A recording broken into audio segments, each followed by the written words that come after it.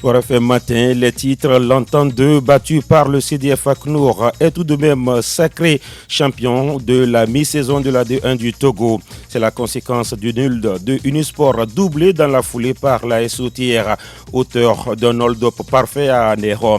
Nous faisons le point du 13e et dernier chapitre qui se poursuit ce jeudi.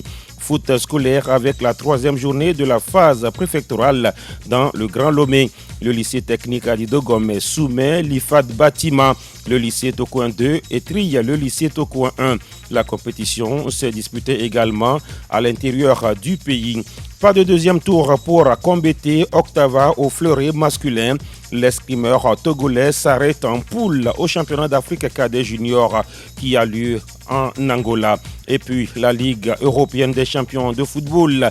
Domination stérile du Paris Saint-Germain battu au parc par Liverpool. Le Bayern plie son derby face au Bayern, entre autres. Place ce jeudi au 8e de finale aller de la Ligue Europa. C'était le sommaire. Mesdames et messieurs, voici le journal. Latif Yourma. Le journal sur Sport FM. Et le titre honorifique de champion de la mi-saison est bien pour l'entente 2. Malgré leur défaite 0-2 à l'ouverture ce mercredi du 13e et dernier chapitre de la D1 du Togo, les jaunes de Kodjoviakopé, Nikonakpo et Adjololo peuvent savourer leur position même si le coach Cedro Kofi Gakpe relève des zones d'ombre dans l'attitude de ses joueurs face au CDF ACNOR. On finit par une défaite. Je pense qu'aujourd'hui on était un peu lourd. Au début, notre temps fort, on n'a pas su l'exploiter. Et après, on était lourd. Parce que les mouvements, on a joué tout le temps à l'arrêt. C'est ça qui nous a pénalisés. Il faut toujours tirer des leçons de nos défaites. On va travailler sur les leçons tirées. Je pense qu'on est toujours dans notre objectif. On joue le maintien au haut du tableau. On y est. Je pense que c'est notre objectif. Les enfants, c'est comme cela qu'on appelle le CDF ACNOR. Vous les avez pris aussi comme des enfants? Mais c'est les équipes les plus dangereuses. ACNOR et OTR, je pense que c'est les équipes qui peuvent faire mal à n'importe quelle autre équipe. C'est les plus dangereux, moi je pense. Parce que vous les prenez comme des enfants? Mais si je dis qu'ils sont les plus dangereux, ils ne sont pas des enfants. Et ils font plus de mouvements. La jeunesse, je pense que ça court plus. Quand on va faire la moyenne d'âge, vous allez voir que chez eux, ça va vraiment mieux. Cedro Kofi Gakpe, entraîneur de l'entente 2 dans le camp des académiciens d'Assoli, jouer contre le leader a été un vrai challenge. Chardé Vincent, coach adjoint, ne peut que s'en réjouir. C'est un match qu'on a bien préparé puisque vous voulez jouer contre l'équipe championne. Il va falloir que vous prépariez correctement. Et donc sur le plan tactique, je peux dire que les enfants ont répondu malgré qu'il y a certains couacs, mais ils ont répondu. En plus de ça, vous savez que le coach contre lequel je joue, j'ai joué avec lui à Bolesou, j'ai été entraîné avec lui à Bolesou. Je connais un petit peu ce qu'il sait faire. Donc j'ai essayé de mettre une stratégie pour pouvoir quand même l'empêcher. Ça vous met dans une position psychologiquement favorable en vue de la phase retour. Ça vaut la peine. Cette victoire-là en vaut la peine pour nous parce que nous en avons besoin royalement. Et le discours même de la maison jusqu'au vestiaire, c'était les 3 points ou rien cet après-midi. Et c'est ce qui est chose faite. Ce n'est pas fini. Nous, on met le cap et nous sommes sûrs que les matchs retour, nous essaierons de faire le possible pour pouvoir quand même arriver là où nous avons un objectif. Chardé Vincent, à l'instant, il est le coach adjoint du CDF ACNOR, vainqueur 2-0 de l'entente 2. Et justement, le faux pas de l'entente 2 n'a pas profité à Unisport de Sokolé, tenu en échec à domicile par l'AC Barracuda 1-1. Ouro Bodi Taourawe, coach du club de Koulundé. On voulait prendre les 3 points. Comme le bon Dieu a décidé autrement, on ne fait que l'accepter. C'est une leçon aussi qu'on est en train d'apprendre. On va essayer de réparer pour arranger tout en phase retour. Il y aura 2 semaines de pause. Où est-ce qu'il faut corriger, même si aujourd'hui vous êtes en bonne position? Il faut corriger dans tous les compartiments, puisqu'on encaisse, on trouve aussi, on ne marque pas. Donc il faut essayer de trouver quelques oiseaux rares pour étoffer le groupe, pour essayer de donner encore un plus. Puisque le rythme de la phase retour sera différent par rapport au rythme de la phase aller. Mais on est prêt et on va se préparer pour attendre cette phase retour, pour essayer de prendre la première place. Au micro de Gueuler, Inoussa Ourobadi Taouraoué, entraîneur d'Unisport de Sokodé. Le nul d'Unisport profite ainsi à la SOTR qui passe au deuxième rang. Ceci après son hold-up parfait à Anéhon. 1-0 face à Gboulessou. Koumaï Faisal, buteur dans le temps additionnel. La détermination a fait la différence, estime Ahmedou Noureddine.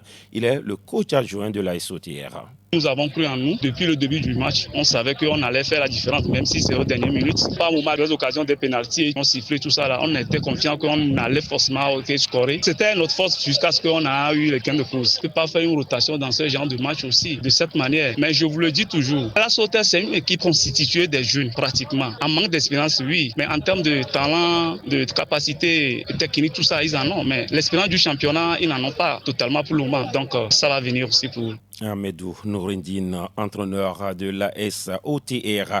Côté Gboulessou, évidemment, c'est la déception. Sichopé Tché Gbedema explique tant bien que mal la défaite.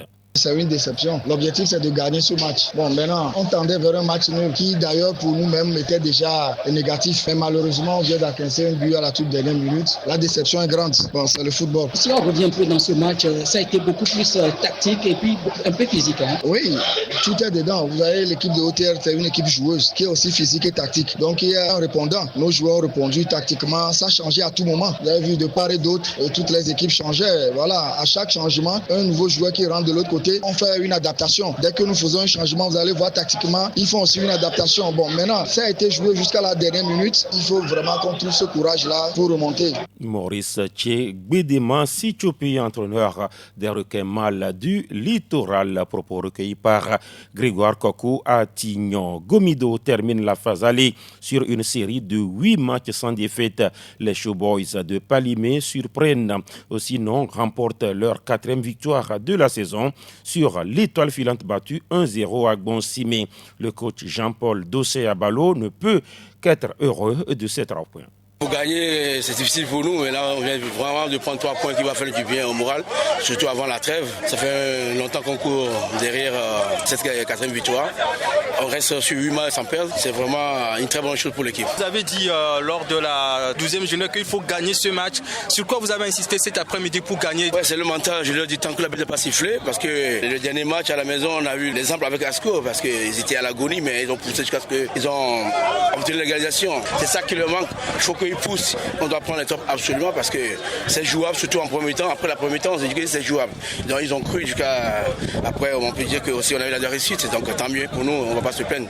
Jean-Paul Dossé-Abalo, entraîneur de Gomido de Palimé devant Roméo Yétor, puis 0-0 entre Asco de Kara et Tambo à Kara. Suite de cette 13e journée ce jeudi avec la réception de Espoir à Kara par Doumbé de Mango et Espoir FC, justement du Zio, souhaite terminer la phase aller sur une bonne note.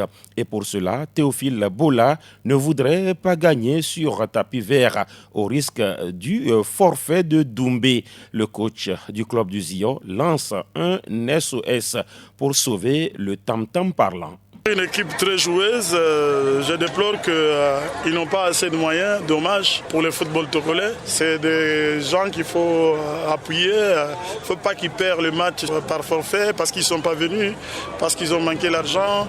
En tout cas, on demande humblement aux gens de l'autre côté de supporter cette équipe comme nous aussi, les gens des Zio nous supportent un peu, d'ailleurs chapeau à eux, cet accompagnement.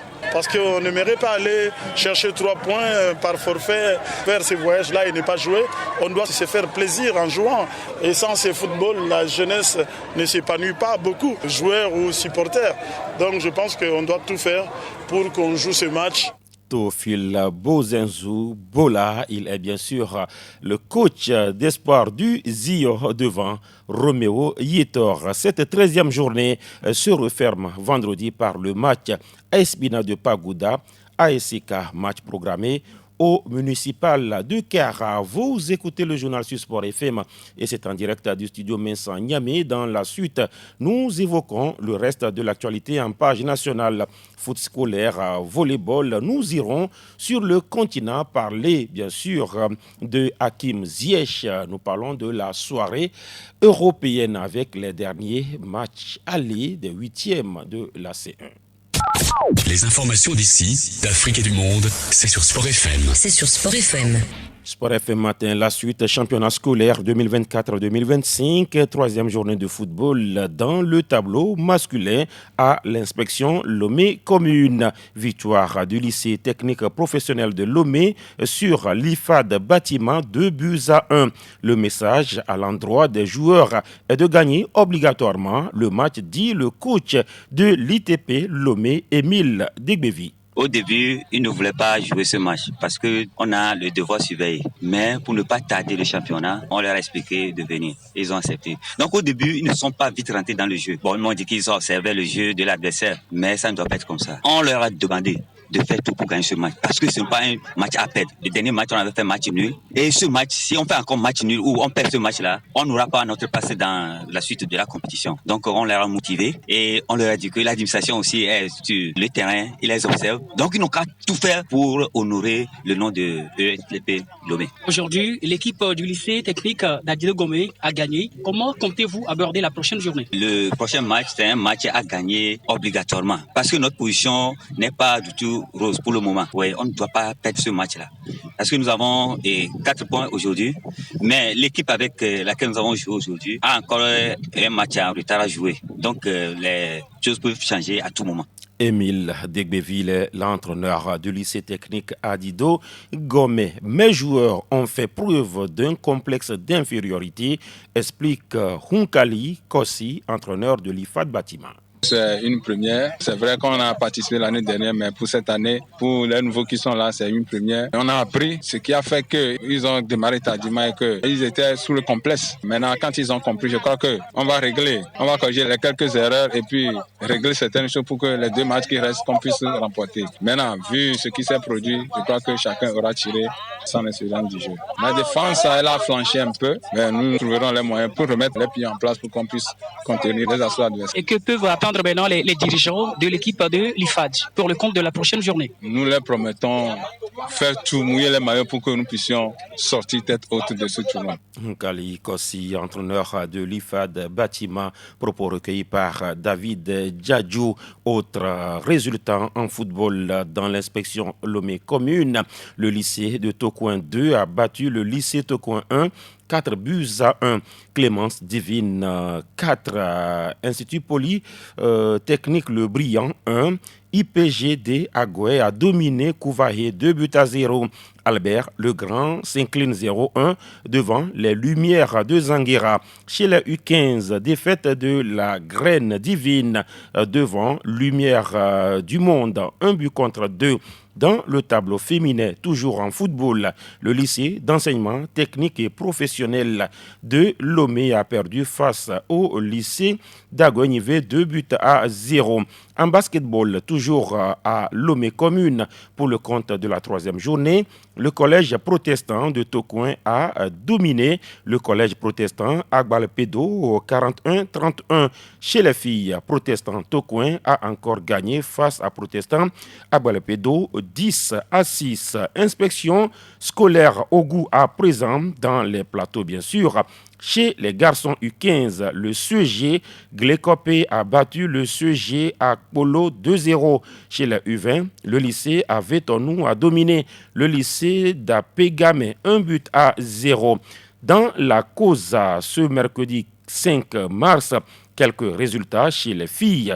Le lycée Cara 2 a perdu devant le lycée Cara Sud 0-1. Victoire du lycée Cara 1 devant le Crête FP 2-0. Chez les garçons U15, le Crête FP a gagné le lycée de Pia 3-0. Le CG Landa 0, CG à Niassam 2, CG Caraville 0, le collège militaire Yadema 1 et 1 but partout entre le lycée Koumondé et le complexe scolaire de CEI. Dans la Soli, le CG Tchonworo s'est incliné devant le CG Bafilo 0-3. Chez les U15, le lycée Pagoda prend le meilleur sur le CFTP 2-0. Dans la préfecture de Thône, chez les filles, on note la victoire du CRET-FP sur le lycée Bagou 1-0. Dans le tableau masculin, entre autres, le lycée Nassablé bat le CRET-FP 2-0. Victoire du lycée Tindonté sur le lycée Corbongou 2-0. Sport FM. L'AS OTR Volleyball Club a ouvert sa saison ce mardi, une reprise timide, empreinte d'enthousiasme et aussi avec des objectifs à atteindre. Agolo Pana est l'entraîneur de l'équipe féminine. Les enfants sont restés très longtemps sans activité, donc il va falloir reprendre petitement pour que les habiletés reviennent tout doucement. Et surtout avec les filles, c'est compliqué. Une fille sportive qui arrête 6 mois pour revenir, c'est comme si c'est un jeune enfant. Tu dois reprendre 3-0, donc c'est un peu compliqué. C'est pourquoi on reprend vite les séances d'entraînement avec des choses sérieuses. À l'OTR, vous avez l'habitude de toujours titiller le sommet. Est-ce qu'on peut connaître un tout petit peu votre secret? Le secret, c'est ça, c'est le travail. Sans vous mentir, on met beaucoup d'accent sur notre travail. Le club OTR a le privilège d'avoir vraiment, c'est pas de se jeter des fois, mais les meilleurs entraîneurs. C'est vrai, les gens ne vont pas vous féliciter. À un moment donné, il faut que toi-même, tu arrives à te mettre en valeur. La dernière fois, vous avez encore reçu un diplôme oui. Du côté de Cotonou qui renforce encore plus vos capacités. Oui, c'est le diplôme d'entraîneur niveau 3 de la FUVB. C'est le dernier grade en tant qu'entraîneur qui vous donne le droit d'être un expert si le travail continue bien. Agolo Panan, entraîneur de l'AS OTR volleyball section féminine bien sûr devant Juanita Blavotri. Championnat d'Afrique junior et cadet d'escrime, le Togolais Kombete Octava n'a pas franchi l'étape des phases de poule au fleuret masculin. Il s'arrête au premier tour avec quand même une victoire 5-0 contre le Sénégalais Sal Mustafa. Il est classé 9e sur 12. La compétition s'achève ce vendredi dans les épreuves par équipe. Badjo Brian est attendu au sabre et aussi au fleuret. Chez les minimes, 2 médailles sont à l'actif du Togo. L'argent remporté par Frédéric Letou et en épée, puis bien sûr du bronze pour Brian Badjo dans l'épreuve de sabre. Sport FM. À 2 semaines du rassemblement des Lions de l'Atlas, l'attaquant Hakim Ziyech annonce sa retraite internationale. Porté disparu de la sélection depuis le 9 septembre 2024 et le deuxième match de qualification des Lions de l'Atlas pour la Coupe d'Afrique des Nations 2025 prévu au pays, soldé par une victoire 0-1 face au Lesotho. Le néo-pensionnaire d'Al Douhal aurait fait part de sa décision au sélectionneur des Lions de l'Atlas, Walid Regragui. Pour rappel, l'équipe du Maroc joue le Niger puis la Tanzanie les 21 et 25 mars prochains dans le cadre des 5e et 6e journées des éliminatoires de la Coupe du Monde 2026.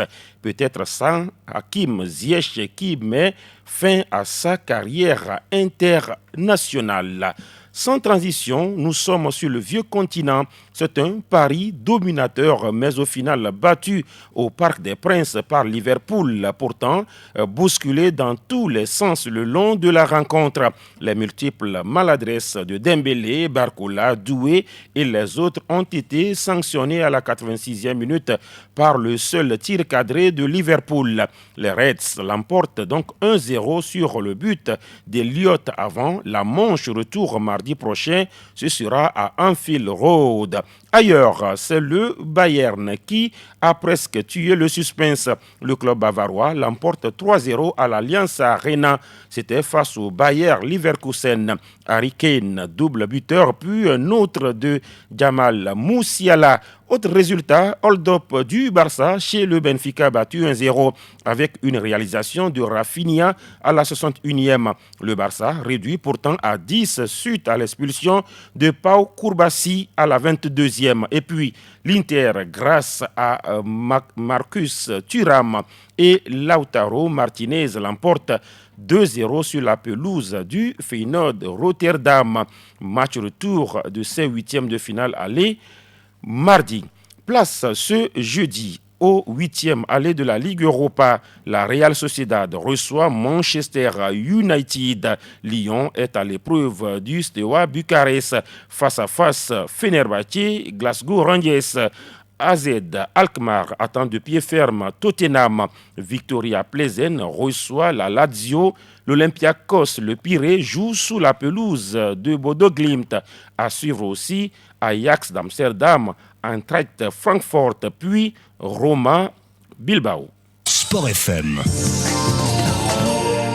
Dernier élément de cette édition, 9 mois de suspension pour Paulo Fonseca. La Ligue de football professionnel a eu la main lourde sur le coach lyonnais pour avoir menacé tête contre tête l'arbitre du match Lyon-Brest, a annoncé le président de la commission de discipline de la Ligue 1. Fonseca est interdit du banc de touche et des vestiaires jusqu'au 30 novembre.